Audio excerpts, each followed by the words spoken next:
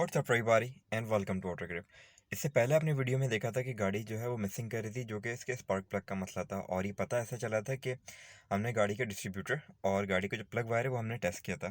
तो अगर वो आप देखना चाहते हैं, उसके ऊपर लिंक्स लगा हुआ है, तो आप वहाँ उस पर क्लिक करके देख सकते हैं, नहीं तो आप चैनल में भी जाके देख सकते हैं। तो अब हमने करना ये है कि हमने गाड़ी का स्पार्क प्लग जो है वो चेंज करना है। तो स्पार्क प्लग हमने कौन सा इस्तेमाल करना होता है, तो ये आपको एक स्पार्क प्लग दिख रहा होगा, सॉरी, ये एनजी का स्पार्क प्लग है, इसका मॉडल ये लिखा हुआ। तो स्पार्क प्लग अगर आपको समझ में नहीं आया कि आपने कौन सा लगाना है, तो आप सबसे बेहतर है कि अपनी गाड़ी का यूज़र मैनुअल चेक करें, उसमें ये चीज़ मिल जाएगी। लेकिन जैसे कुछ गाड़ियों यूज़र मैनुअल नहीं मिलता, जैसे ये गाड़ी है सेविक, इसका यूज़र मैनुअल मुझे नहीं मिल रहा।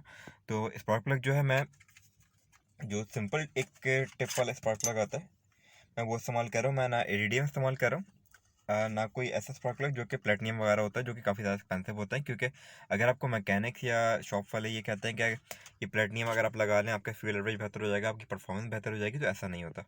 प्लग वायर से ज़रूर फ़र्क पड़ता है, लेकिन स्पार्क प्लग से फ़र्क नहीं पड़ता, क्योंकि ये चीज़ टेस्टेड है। बहुत से मैकेनिक, जैसे यूएस के मैकेनिक है क्रिसफिक्स, जिनको मैं खुद भी फॉलो करता हूँ, उनकी वीडियो में अगर आप चेक करें तो आपको ये चीज़ मिल जाएगी। तो स्पार्क प्लग खोलने के लिए हमें दो टूल की ज़रूरत पड़ती है। एक स्पार्क प्लग खोलने का सॉकेट।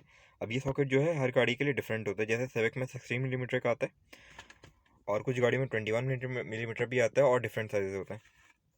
और एक अदद आपको इस टाइप की रॉड चाहिए होगी। तो अब करना है कि स्पार्क प्लग खोल लें, लेकिन स्पार्क प्लग खोलने से पहले मेक श्योर कर लें कि आपकी गाड़ी बिल्कुल ठंडी हो। और गाड़ी जब अगर गर्म होगी तो स्पार्क प्लग बहुत ज़्यादा गर्म होता है, क्योंकि वो इंजन के अंदर लगा होता है। तो मेक श्योर कर लें कि गाड़ी ठंडी है।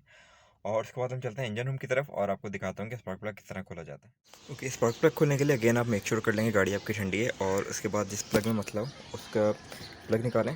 और देन आपका सॉकेट, ये सॉकेट जो है ये इस तरह से इसके अंदर डाल दें। बस ख्याल रखेंगे ज़्यादा दूर से जाके ना गिरे।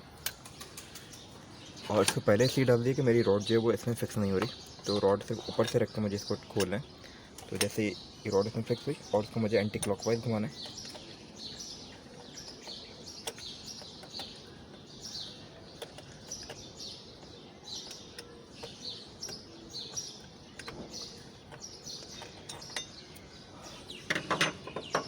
तो ये खुल चुका है। और अगर आपकी सॉकेट मैग्नेटिक नहीं है तो आपको खुद इसमें उंगली डाल के चीज़ निकालनी पड़ेगी। सॉकेट निकाल दिया, और स्पार्क प्लग निकालने के लिए अपना ये प्लग अंदर डालना है। तो जब ये क्लिप हो जाता है तो उसको ऊपर खींचें, ये आपका स्पार्क प्लग बाहर आ जाएगा। तो सिंपली हम दूसरा स्पार्क प्लग इंस्टॉल करते हैं। ये वो स्पार्क प्लग है जो मैं लेकर आया था। इसको सिंपली अपने अंदर डालना है। देन हमारी सॉकेट, और देन इस टूल की मदद से इसको क्लॉकवाइज आप इसको टाइट करते हैं, लेकिन ज़्यादा टाइट ना करिएगा क्योंकि ये खुलता नहीं है बाद में फिर।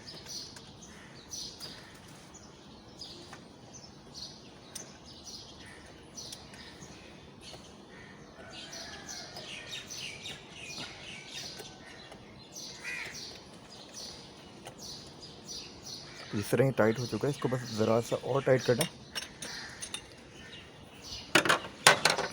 और सॉकेट जो है अपने फिंगर की मदद से आप उसको बाहर निकालेंगे, लेकिन आपका टूल जो है वो सही होगा तो आपको सॉकेट इस तरह से निकालने की ज़रूरत नहीं पड़ेगी, वो खुद ही बाहर आ जाएगा।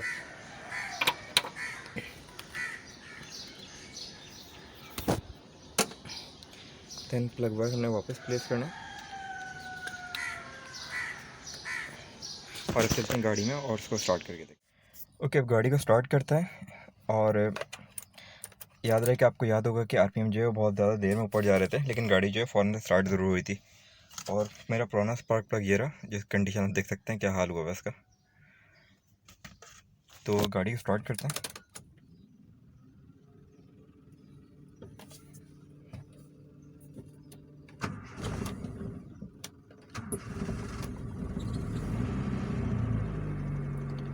तो गाड़ी तो एक्चुअली बहुत ज़्यादा ठंडी थी, तो इस वजह से इसका फ्यूल पम्प जो है वो थोड़ा टाइम लग गया सब करने में पेट्रोल।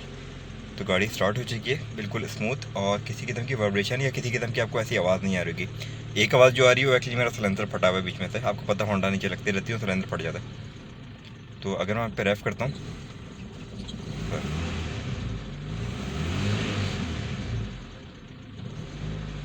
तो गाड़ी का आरपीएम जो है बिल्कुल नॉर्मल चल रहा है। और अगर मैं आपको थोड़ी में प्लग निकाल के भी दिखाता हूँ कि इस पर फ़र्क पड़ा या नहीं। क्योंकि आपको याद होगा कि इससे पहले जब हमने प्लग निकाला था तो गाड़ी में कोई फ़र्क नहीं पड़ा था इस सिलेंडर से। तो अब हम दोबारा निकालते हैं, मैं आपको दिखाता हूँ। तो ये आपको दिख रहा होगा, आपको आवाज़ भी आ रही है एयर इंटेक की। इट मीन कि हमारा जो प्लग है वो सही काम कर रहा है। तो वापस चलते हैं गाड़ी के अंदर। तो इस टाइम गाड़ी में किसी किस्म की वाइब्रेशन नहीं है इतनी। और मेरे जो 3 प्लग थे वो भी एक्चुअली मैंने चार्ज करवाए थे, जो मैंने आज तक चेंज नहीं करे। तो जब ज़रूरत पड़ेगी मैं उसको भी चेंज कर दूँगा, जिससे आप तो हल्की फुल्की जो वाइब्रेशन आ रही है वो भी ख़त्म हो जाएगी और इंजन मज़ीद स्मूथ हो जाएगा। तो आप RPM यहाँ पे देख सकते हैं। इससे पहले आपको याद होगा जब मैं रेस दे रहा था तो RPM जो है बिल्कुल ऊपर दराज ऊपर जाके नीचे आ रहा था वापस। इसका मतलब ये था कि हमारा एक सिलेंडर जो है काम नहीं कर रहा था। तो इस टाइम हमारे चारों सिलेंडर काम कर रहे हैं और ये तरीका जो हर गाड़ी में सेम होता है। बस फ़र्क ये होता है कि जो सॉकेट होता है आपका उसके साइज़ का डिफरेंट फ़र्क पड़ सकता है।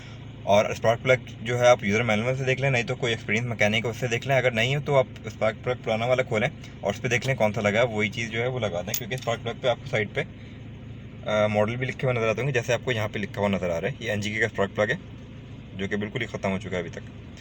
तो ये वो तरीका था जिसको देखते हुए आप अपनी गाड़ी का स्पार्क प्लग खुद से चेंज कर सकते हैं। और मैकेनिक के पास जाने से बेहतर है कि आप काम खुद से कर लें, क्योंकि मैकेनिक के पास जाते हैं तो फिर वो 10 चीज़ें और खोल देते हैं कि अगर आपको कोई जानने वाला नहीं है कि आपके कार्बोरेटर का मसला है या XYZ कुछ भी है। तो एक छोटी सी सिंपल सी तरीका था। और इस स्पार्क प्लग की कॉस्ट जो है वो 400 रुपीज़ है।